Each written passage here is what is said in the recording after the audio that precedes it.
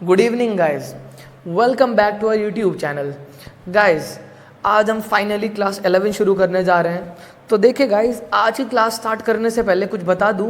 देखिए अभी अभी आप लोग 10th क्रॉस करके आए हो या नहीं करके आए हो। तो जब आप क्लास 11 में एंटर करते हैं तो आपके पास वहाँ पर काफ़ी सारे सब्जेक्ट हैं, बट इन सारे सब्जेक्ट में जो बैकबोन है वो है अकाउंटेंसी। तो गाइज आज की हमारी क्लास अकाउंटेंसी पे होने वाली है और हम शुरू करने वाले हैं चैप्टर नंबर 2। क्यों सर, फर्स्ट चैप्टर नहीं है? नहीं गाइज है, लेकिन देखिए अकाउंटेंसी इंग्लिश की तरह, फ्रेंच की तरह ये भी एक लैंग्वेज है।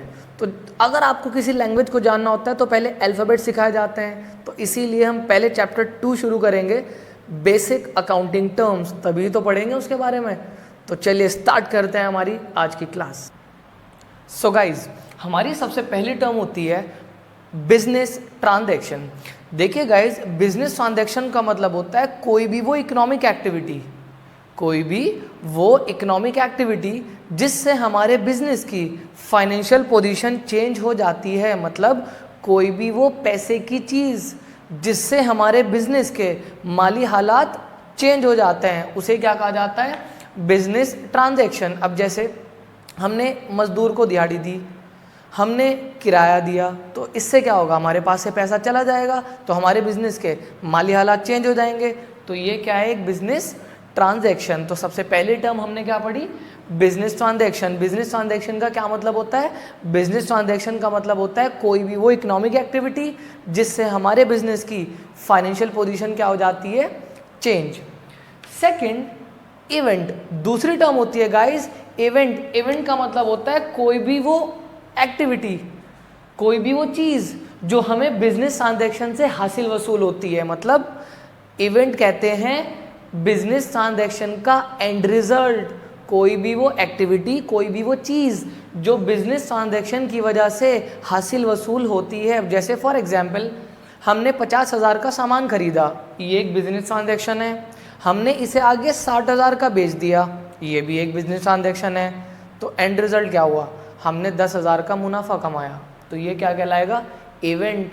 तो बिजनेस ट्रांजैक्शन का जो एंड रिजल्ट निकल के आता है उसे क्या कहा जाता है? इवेंट। तो हमने 2 टर्म पढ़ ली। पहली, बिजनेस ट्रांजैक्शन, कोई भी वो इकोनॉमिक एक्टिविटी जिसकी वजह से हमारे बिजनेस के माली हालात, फाइनेंशियल पोजीशन चेंज होती है। सेकंड, बिजनेस ट्रांजैक्शन की वजह से जो एंड रिजल्ट निकल के आता है उसे क्या कहा जाता है? Event. Third, capital. Guys, capital कहते हैं जब बिजनेस शुरू हो रहा होता है तो स्टार्टिंग में जो मालिक बिजनेस में पैसा लगाता है या कोई सामान लगाता है या कोई भी चीज़ लगाता है उसे कहा जाता है कैपिटल। मतलब आसान भाषा में वो पैसा जिससे हम अपना कारोबार शुरू करते हैं उसे क्या कहा जाता है? कैपिटल। 3 टर्म हो गई, business transaction, event, capital. Fourth, drawings. जब मालिक, जब ओनर बिजनेस में से अपने पर्सनल यूज के लिए कोई पैसा या सामान, पैसा समझ आ गया, सामान मान लेते हैं हमारा बिजनेस मोबाइल फ़ोन का है और एक मोबाइल फ़ोन घर के किसी बंदे को गिफ्ट कर दिया, तो बिजनेस में से जब कोई पैसा या सामान निकाल लिया जाता है मालिक द्वारा उसे क्या कहा जाता है? ड्राइंग्स। तो हमने 4 टर्म पढ़ ली। पहली, business transaction. Second, event. Third, capital. Fourth, drawings. Fifth term होती है गाइस रेवेन्यू। देखिए गाइस, सामान को बेचकर जो हमारे पास पैसा आता है उसे कहा जाता है रेवेन्यू। कितना आसान। हम दुकान पे बैठते हैं, हम बिजनेस करते हैं, तो सामान को बेचकर जो हमारे पास पैसा आता है उसे क्या बोलते हैं? रेवेन्यू। Sixth term, expenses. सामान को बनने में और बेचने में जो पैसा खर्च होता है उसे कहा जाता है एक्सपेंसेस। जब कोई सामान बनता है या हम उसको बेचते हैं तो सामान के बनने में या बेचने में जो पैसा खर्च होता है उसे क्या कहा जाता है? एक्सपेंसेस। अब आप कहेंगे चलिए सर, बनने में समझ में आ गया, रॉ मटेरियल लगेगा, इलेक्ट्रिसिटी लगेगी, लेबर लगेगी, ये बेचने में कौन सा खर्चा होता है? गाइस सोचिए, जब सामान डिलीवर करते हैं कस्टमर के घर तक तो रास्ते का किराया भी तो होता है, तो वो या डिस्काउंट भी देना पड़ता है सामान बेचने के लिए, एडवर्टीजमेंट भी कराना पड़ता है, वो सब क्या होता है? एक्सपेंसेस। तो हमने 6 टर्म पढ़ ली। पहली, business transaction. Second, event. Third, capital, fourth drawings, fifth revenue, sixth expenses, 7 term होती है गाइज इनकम।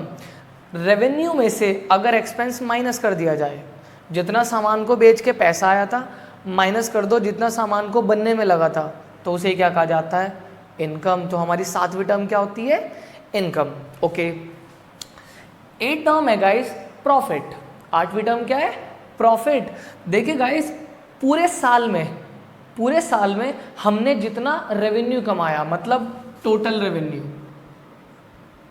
में से अगर पूरे साल में हमने जितना खर्चा करा, टोटल एक्सपेंसेस, पूरे साल में जितना पैसा आया अगर उसमें से माइनस कर दिया जाए पूरे साल में कितना पैसा गया, और पैसा जो आया वो ज़्यादा है, जो गया है वो कम है, तो जो डिफरेंस आता है उसे कहा जाता है प्रॉफिट। तो सामान को बेच के जो पैसा आया था वो खाली रेवेन्यू था, और सामान को बनने में जो पैसा लगा था वो खाली एक्सपेंस था। लेकिन अगर पूरे साल की बात करें, पूरे साल में जितना पैसा आया उसमें से माइनस कर दिया जाए पूरे साल में जितना सामान बनने में लगा, उसे क्या कहा जाता है?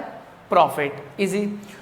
बिल्कुल इसका उल्टा, अगर पूरे साल में जो पैसा आया वो तो कम है और जो लगा वो ज़्यादा है, तो जो डिफरेंस होता है उसे कहा जाता है लॉस। क्या बोलते हैं? लॉस। 9 टर्म होती है, सॉरी लॉस। 10 टर्म होती है हमारी गुड्स। देखिए गाइस, बहुत आसान, जिस चीज़ का हमारा काम होता है, जिस चीज़ का हमारा काम होता है, हम जिसमें डील करते हैं, उसके लिए यूज होता है वर्ड गुड्स। अब जैसे फॉर एग्जांपल, एक मोबाइल डीलर के लिए मोबाइल क्या है? गुड्स। एक डेयरी शॉप के लिए मिल्क क्या है? गुड्स। आसान। तो हमने 10 टर्म्स पढ़ ली।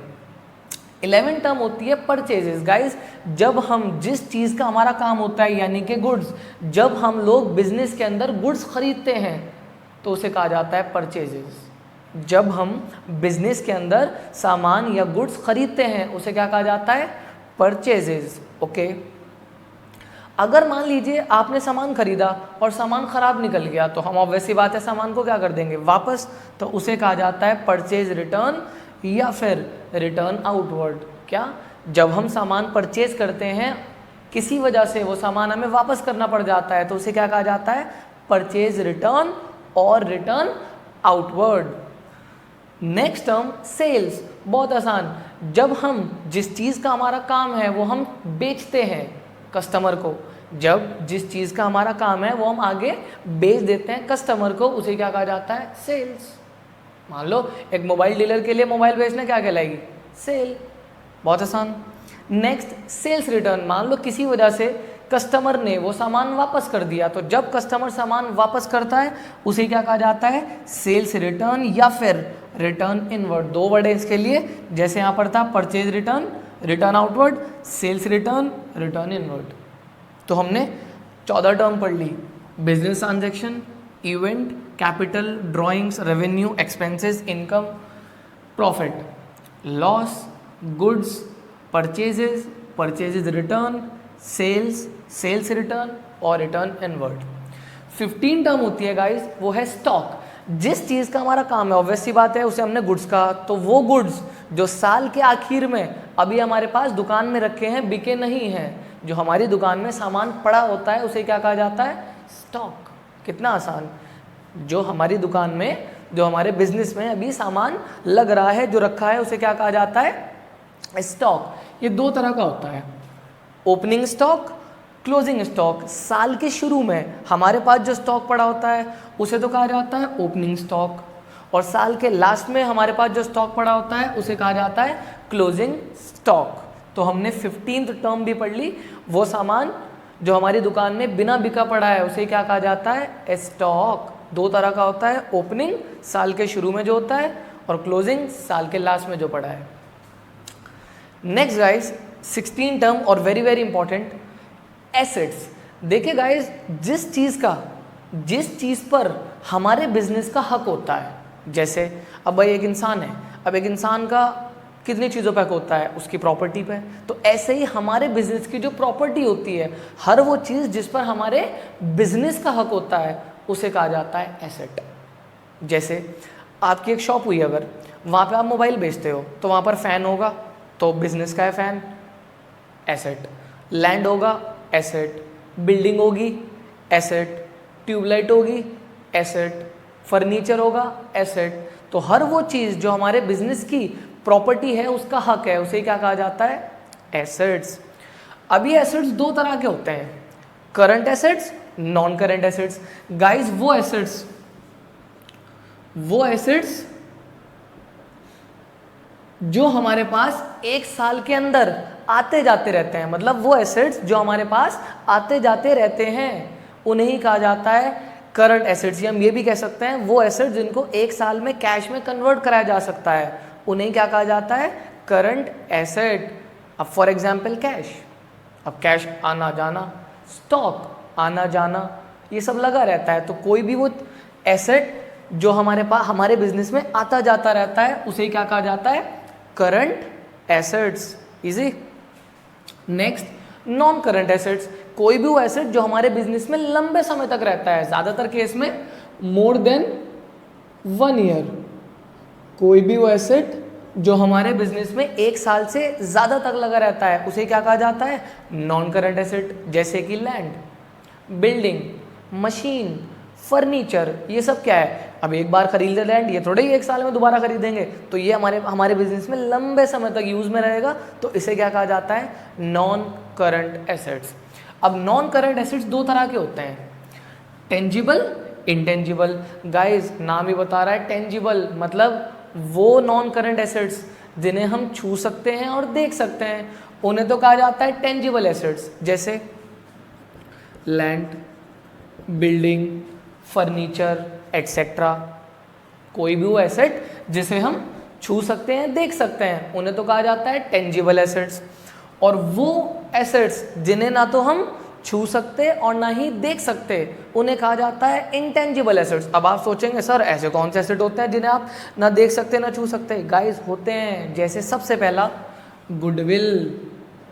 सबसे पहला इंटेंजिबल एसेट क्या होता है? गुडविल। गुडविल का मतलब होता है हमारे बिजनेस की जो मार्केट में रेपुटेशन होती है, हमारे बिजनेस का जो मार्केट में नाम होता है। यस, ये भी बिकता है, ये भी एसेट है।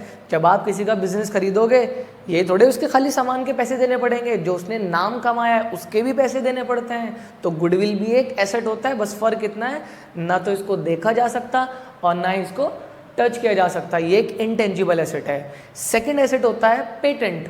ये क्या है? जब कोई बिजनेस, आपने 3 इडियट्स तो देखी होगी, रणछोड़ दास छाछड़, तो उसमें हमारे रैंचो के बहुत सारे पेटेंट्स होते हैं, 400 पेटेंट्स। तो पेटेंट्स कहते हैं जब भी कोई बिजनेस कुछ इनोवेट करता है तो वो उसको पेटेंट ले लेता है, वो उसको रजिस्टर करा लेता है। तो ये भी उसका क्या है? एसेट। बस फर्क कितना है, ना तो इसको देख सकते और ना इसको छू सकते।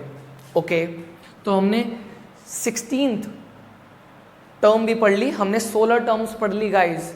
हमारी आज की लास्ट टर्म है लाइबिलिटीज। देखिए गाइस, हमारे बिजनेस के ऊपर जो कर्जा होता है, हमारे बिजनेस के ऊपर जो कर्जा होता है उसे कहा जाता है लाइबिलिटी। जैसे इंसान पे कर्जा होता है, सिमिलरली बिजनेस के ऊपर भी कर्जा होता है। अब आप कहोगे सर बिजनेस पे कैसे कर्जा आएगा?